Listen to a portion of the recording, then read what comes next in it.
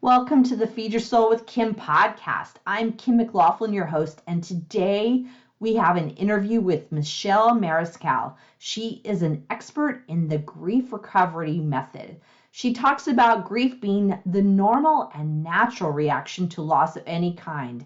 Did you know there are 40 different kinds of loss? We know that loss can lead us to engage in a lot of distracting behavior. Join us on the podcast as we talk about how we can learn what grief is and why it is important to recognize, discover the power of grief piling up in your emotional backpack, and practice 3 techniques to move through grief. Let's get started. Hi, everyone. Welcome to the Feed Your Soul with Kim podcast. I'm Kim McLaughlin, your host, and I have a special guest today. Michelle Mariscal is a friend of mine. I think I've known her 8 years, like a lot of years. We've been in groups together and masterminds. We've spent time together. So I'm so happy she is here. We were just talking about her background, and she has a background of moving from science to spirit. Well, we're going to have to find out what that all is about. And she has a master's degree in kinesiology. She is here talking about grief, and that is her specialty. Obviously, kinesiology, spirit, grief, they're all connected, and we're going to get to know more of that today. Michelle, welcome. If you could just give us an intro, a little bit more about who you are and what you do, that would be super helpful. Sure. Thank you, Kim. And hi, everybody. It's great to be here with you. This is not a thing you might hear very often, but I love to talk about grief. I think it's so important to talk about it, to bring it out of the shadows, because as you'll hear a little bit from my life, boy, did I try to keep it in the shadows and hide it and avoid it and try to get out of it any way I could. So my background, just educationally, I was a sciencey geek. I loved studying cell biology. And then while I was in school, I was way back in the day an aerobics instructor and personal fitness trainer. So I was finding that people were unlocking parts of themselves through this physical activity. And I was also very physical. So what the heck, I got a degree in that too. So I could look professional and do more work and be more credible and be able to provide more of the science behind movement. And then as I continued to work with people and really recognized all of the emotional and spiritual life that is a part of who we are when we're moving around, then that really opened myself up to wanting to know more from an educational standpoint of esoteric philosophy, hermetic science. So it all ties together. Any of you who might have read Bruce Lipton's Biology of Belief and his other work, it all has meaning in our bodies, in our psyches. And so how I find that it ties together is just conversationally with different clients, things may come up. And finding the grief recovery, I'll go ahead and talk about how I found the grief work. I am a specialist with the grief recovery method, which I had never heard about. It's been around for 40 years now, and it's the first evidence-based program that in a very quick amount of time provides the action steps to allow us to get out of our head and into our heart to be able to process these very challenging emotions. So you can imagine me using education as a way to get along in the world. I was very oriented in my intellect and head. In your head. And so when losses just kept piling up, my head finally wasn't working well enough. I literally said, I don't know what happened to a part of my brain. I can't even decide if I want salmon or chili for dinner. Like, that's how bad. While you were going through the grief process, your brain wasn't able to function, and that's what you come to rely upon. My brain isn't telling me even what to eat. We have a problem, right? Yes, Houston, we have a problem. So yes, so that and I had certainly done work with groups, grief groups, a psychologist, which was helpful at another time in my loss history. But this time, I just continued to seek out. I knew I was looking for something, and so when I found this program, what appealed to me is that it was the thing that had a bit of a linear process to it, Yeah. but also allowed me to drop in and be able to say everything that I am experiencing with losses. Yeah. It's like that. It's when you talk about this, it strikes me as the idea of that mind body connection. That one way we can notice is if our head, if we're tend to be more in the intellect in our head, and then something happens and we try and stay in our head, but it just isn't seeming to work. We feel off balance. And one of the things you talked about is like food comes into play. Is that what you're saying? I think is that we have to end up having that mind body connection, that is a way to move through that grief process. Yeah, it's thank you for saying that, because one of the things that I found is that I it was almost like I was trying to get out of my body. The emotions Yes. that I was experiencing were so convoluted. It was like a big knot of rubber bands Yeah. and so challenging that I didn't know how to pull them apart. So there was a time in my life when I was exercising 3 to 4 hours a day.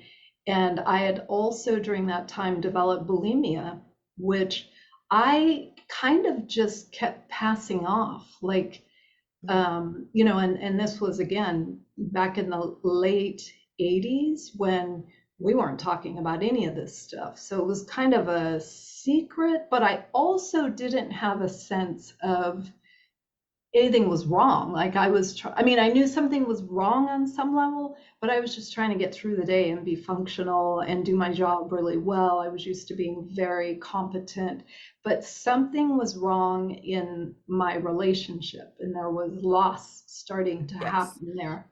Can I just back us up a little bit? I just was thinking that it would be helpful if we knew, what is your definition of grief? What does that mean? Because Yeah, I'm thinking we're talking about it. I assume everybody knows, but let's just catch everybody up and make sure we're all on the same page about what the definition is. sure. Yeah, so grief is the normal and natural reaction to loss of any kind. And the reason I say that is because there, if you think about it, we can just count on our hands. There's probably over 40 different kinds of losses, some of them intangible. Yeah. Some we may have been experiencing more in these last years, loss of safety, loss of trust, those kinds that give us kind of that anxiety in our body. And of course, everybody typically, when we think of grief, we go to loss of a loved one, loss of an intimate relationship. But it is important to remember that all of these other kinds of losses that we are experiencing, financial, job loss, career change, all of those, we liken it to having a backpack. So when you're a kid, you get your little backpack, you're about 2 or 3 years old, you might sustain your first loss. Maybe your pet runs away. That's like putting a little rock in your backpack. So when we've gotten to be an adult, if we have not had those tools to process and pull those little rocks out, that backpack is very heavy. So back to the definitions: normal and natural reaction to loss that just creates this emotional challenge. And the other one that's really important also is loss is grief is when we experience a change or an end in any familiar pattern. So that one I think is so dismissed, because think about let's think about this time of year, September. Kids, there's a lot of people that are experiencing empty nest. and or change in school, like from elementary to, these Yeah. transitions. And so that's an end and a change. So there may be these little rumblings in us,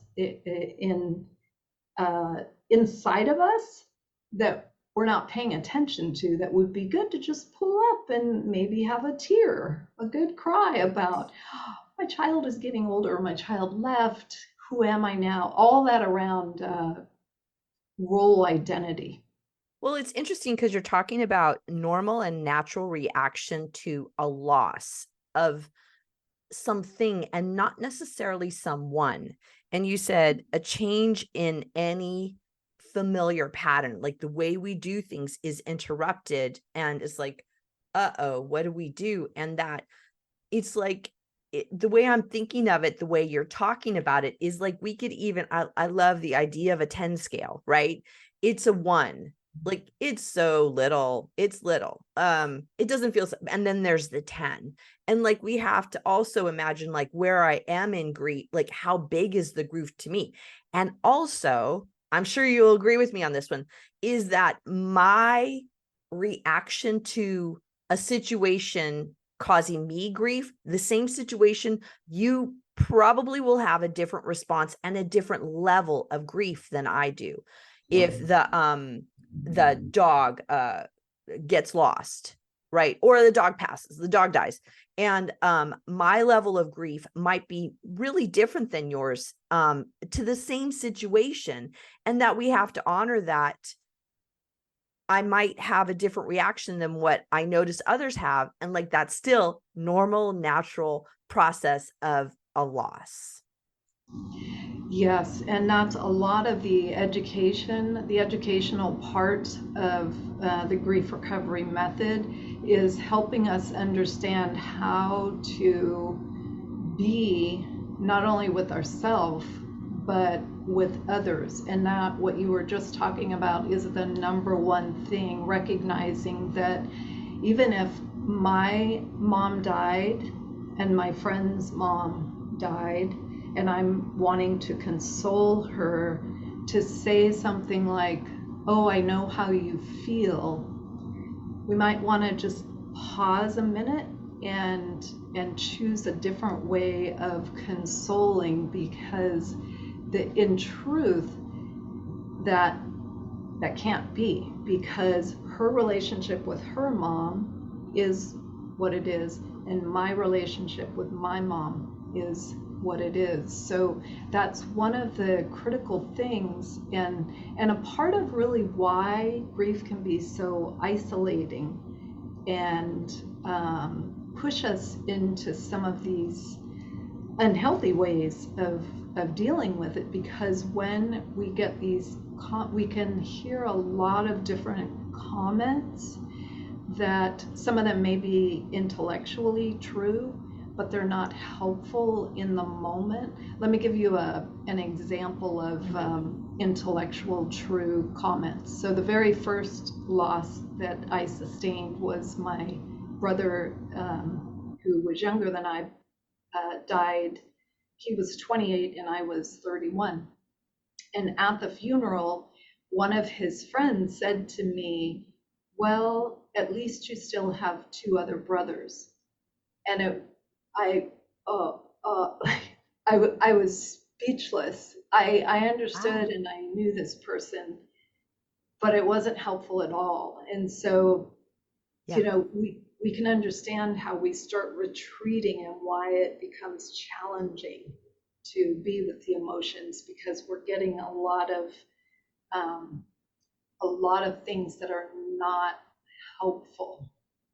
It's interesting. It makes me think about the whole time we've gone through with that, the 3 years of that, the pandemic crisis that's gone on, and that everybody's level of grief around that was really different, very individual. And the comments of you shouldn't feel that way, or this isn't that, or whatever the thing is, it doesn't honor that the person is experiencing something that is different than yours. And it requires us moving into empathy, right? Of, wow, that seems really hard for you. this, what Yes. can I do for you? How could I help you with this?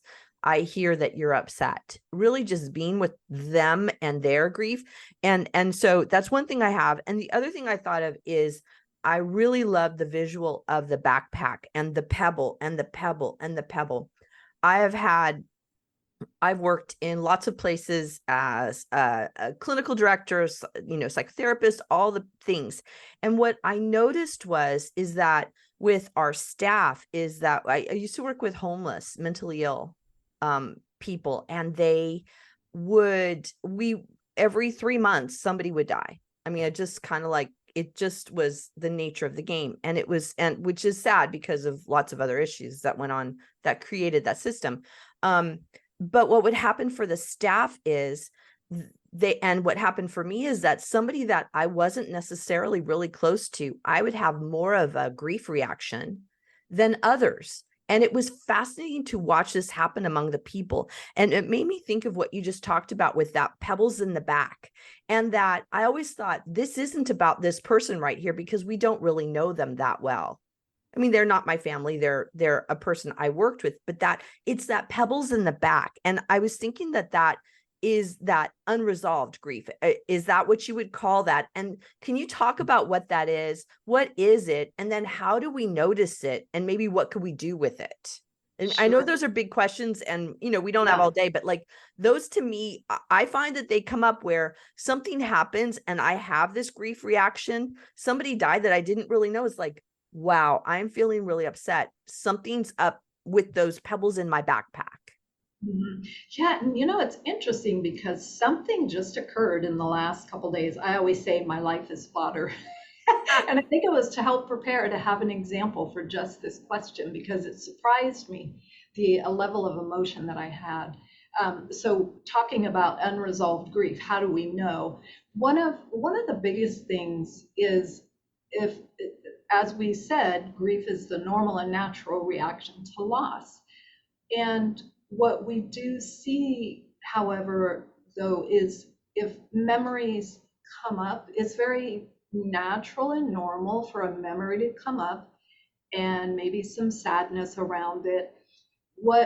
How we can tell we're still in unresolved grief is if that memory takes us then down a dark alley and we start shutting down more, and we just begin to recognize I haven't left the house for 2 days, and or we move into those soothing behaviors, either immediately, opening the bottle of wine and just becoming unconscious to what's welling up. When you have done the work and have been able to process a relationship to loss, to grief, you can have, what happens is that memory comes up and then it just waves. And the next thing, an example in my life, especially with my dad, he was such a funny guy. A moment of sadness will arise and I'll just be with that sadness and just acknowledge him. And right behind that, having allowed my emotion to be something, another memory of him being silly or joking around with me will come up. So that's kind of how we can tell is when these memories arise, what is the aftermath? Does it Oh, really oh, take oh. us down? So, I see. So it's not the memory itself that can be Mm. fine. It's Yeah, the what happens afterwards. So yeah, if we go into drinking, right? I mean, that would be something to check yourself on. Smoking of whatever the thing is, right? Eating and they feel gambling, sex, porn. yeah, I mean, I'm yeah. like these are all the things that happens to distract us from the feeling of the grief. And also the thing you said, the memory leads you into a dark alley. I thought that was a visual I could totally get, like, and that it goes dark or you're staying home. So it's okay to have the memory, it's okay to have Absolutely. the recollection. That's fine, normal Yeah. process of grief and loss. But it's then what happens to us, mind, body, spirit afterwards, and then recognizing it so we can then move to a different spot. Am I getting it? Right. Yes, yes. And how that works is when you're able to process in whatever way you're doing the work, you're you're getting the tools to process the emotions. What you're really able to do is we talk about grief as unresolved grief as being related to unmet expectations, hopes, dreams, and expectations, anything that lies in that realm, a life cut short that you would have wanted more. Mhm. If it's our elder, wishing we had done something better, different, or more of, there's all these, those 6 different areas. So things we wanted to do better, different, or more, Mhm. or things, hopes, dreams, and expectations that are unmet. And we can have these little emotional communications in us that until we're able to discover what those are and have a way to process those, that's when those memories, those sad memories come up. That's when they can really just take us take us in, and because we're still attached to them. Once we've been able to discover and process, then we have completed that relationship to the pain Yeah. that those things were causing. So So then that, it would be a, it wouldn't, I'm sorry, so it wouldn't be heavy on our back, right? pebble, It would be, right, they the would just kind pebble. of, the thing would surround us. I don't, Yeah, whatever your kind of images of like, oh, there's that thing. Oh, there, oh yeah, that was that. And that was that, but it doesn't weigh heavy on our back. And so that's right, what we want, is it just kind of to be, the memories can come back and go, oh yeah, there it is. Oh, okay. But it doesn't feel heavy. Am I getting right. it? Right, yes. And when you have again learned and worked with those things that you would have wanted better, different, or more, when you've processed all that, as that memory comes up, if it's a little bit related to that, you recall, yes, yes, and here's another little thread of that. So let me just be with that. And we've learned how to be with that. It's not in the shadow And anymore. so it's being with it without being distracted during it, correct? Like the Right. alcohol, the smoking, Letting it the be. food, right? Yeah. So it's being with it. So there's my example. So what just happened 2 days ago, I was a huge fan of the Big Bang Theory. And that show started right when my marriage ended and I moved out, and I found it such solace. Well, I had never, you know how the shows bop around. I had never seen the last 2 or 3 seasons, but I was finally catching up and watching the end. I know it ended a couple of years ago. The last show came on, it's ending, and I'm finding inside myself tears are starting to well up. And I'm like, this is so silly. I mean, I know it's a sentimental, Sheldon finally gets his Nobel and he's having a sentimental moment, but no, it's not that. There's something else. What's going on? What's going on? I'm just crying these big tears and realizing that there was a little bit, there was still a little bit in there around my marriage ending. And it took me right to that. And I was just being with, and I just let it flow. And then it was sort of like, it was like this, like, whew, Wow. that was a That's good cry, powerful. I unexpected.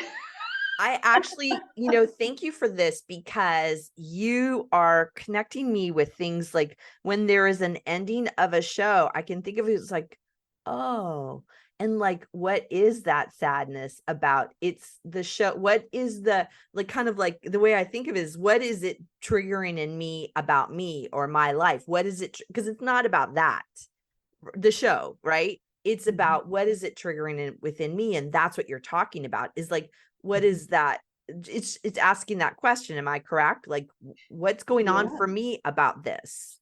Yes, how was it feeding me? What was I receiving emotionally from this content? And what was it related to what was happening in my life at these Yeah. times. So Yeah, could you, I don't want to leave people. So we've talked, I had lots of notes of things I wanted to ask, questions I want to ask you, but it feels to me like I don't want to end and not have something for people to do because, talking about the grief can it brings it up. And I don't want to leave people with that. And I don't want to go really long because I mean, my God, we could go over so many things. So what I hear is maybe one suggestion is when you have this kind of grief reaction, wanting to do one of those kind of distracting behaviors is like, what was I receiving? What was coming into me and kind of what's coming up for me in the process of whatever happened is show ending. I love that. I just love that because you're not the only one that's happened to with the show. And like, what does this mean for me? So what could you give a few tips for people, if they start noticing stuff coming up, what could they do? sure. Yeah, and the one of the other pieces of work that I do is with heart math, and I just find because our heart has this immense capacity to hold us, that's kind of how I think of it. Mhm. Um, One of the great things to do, because it can feel really anxiety provoking when these feelings are coming up, is just to like imagine them just being in your hand. Just keep asking what, because there's really a fear, a lack of safety maybe Yep. that someone is feeling, and just bringing that, literally bringing your hands to your heart and just holding that, and know that your heart has the capacity to just, we call it a heart soak. So we're just going to soak in the heart, just really So for let those it. of you that are everybody watching on YouTube, you can see what we're doing. But so it's just your two hands cupped over each other, and you're saying visualize that grief situation, the feelings in there. We don't have to name it correctly. It's just visualizing it. If it doesn't have words, then it could just be there, Yes, right? yes. And that sometimes that's part of the anxiety, is people are trying to figure it out. Notice that's Yes. our head trying Head, to solve it. right. Just let that go. Just be with, oh gosh, this feels heavy. Let me just do a heart soak. That's one. Um, the other that I really love, because we have been through so much trauma, all of us together, through those years of pandemic, the butterfly hug is one that I recommend all over the place, all the time. And you can, those of you listening, you can go to YouTube and visually see how to do that. But that butterfly hug is that alternating tapping with our hands. So we have our hands in kind of a butterfly position on our chest, and Yep, you tap one hand, then the other, one hand, then the other. yep. And that taps into some of the work, if any of you have done work with EMDR. Yes. Yeah, it helps. It just kind of switches the brain. It switches back and forth. It has a way, this is the science. I do not understand the full science. I just know it works. It's very calming because of this switching. It allows the emotional content to just kind of calm a bit. And then the third thing, if people feel prepared and ready, the grief recovery method is, I have found it to be enormously healing and helpful. So if you feel ready to process and want that process way of being in a group or in coaching, that also is work that I do. Yeah. Thank you for saying that. So I love that. So for anybody listening, the heart soak. So coming into your heart with your hands together in a cup together, butterfly hug, and then the grief recovery method, because I think we have to honor that sometimes we can't, a podcast isn't going to be enough. There's, deep grief, and y'all out there who have that know that that's going on. And I think you'll know more now since we've talked about it. And I think, we have to honor that. If people are deep in grief, go get help. Yeah. There are people, Michelle, other people, but it's really the go get help. There is a way out of it. I just always think of the people that are suffering with whatever feelings coming up, like there is somebody that can help you move through it. So I want to make sure I give you time. Michelle, how could people get a hold of you? How can they find out more about you and get in on the grief recovery method? Sure. They can find me at my website, and my website is energym, the word energy, m.org. And if you go to resources, there's a tab for free ebooks. I have several different grief topics that you can go and get a free ebook there. And you can also see services there as well. And also you have your book. Can you tell them about your book? I have your book, so there you go. Yes, my book, Growing Through Grief. And that is that is something that I know for myself. The challenges that are brought to me really are brought for me. Some of you may know that philosophy. Yes.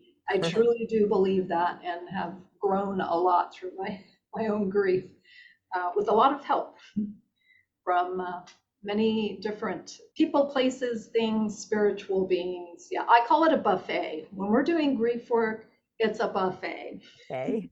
Pull in all that you feel serves you, and you know what that will be. Nice. So I will link all of that, your book, your website, your opt-in, we'll link all of that in the show notes. This is really important work, everyone. This is, if you're noticing that you have pebbles in your backpack, that it feels heavy and you just don't even know what it's about, or loss is happening and you're staying home a lot, you're engaging in any of those distracting kind of behaviors, it's really important to get help, because there's a way to move through it to where the next time around, you won't have more pebbles in your backpack. You'll feel more free and more open, because we deal with loss often, daily. I mean, something different is changing on a daily basis, not the big losses, but there is loss and grief often. Michelle, I want to thank you so much for being on the podcast. This is important information that people really need to know, and I'm so glad you came here to talk to us about it. Thank you. Yes, thank you. I was happy to be here with you and your audience. Thank you. Bye, guys. We'll talk to you later. Thank you for joining us on the Feed Your Soul with Kim podcast. We love bringing you fresh content to help you feed your soul. We would appreciate it if you would subscribe and leave a comment about our podcast so others can find us. This podcast is not a replacement for mental health counseling. If you are suffering, seek out a qualified mental health provider. You are worth it.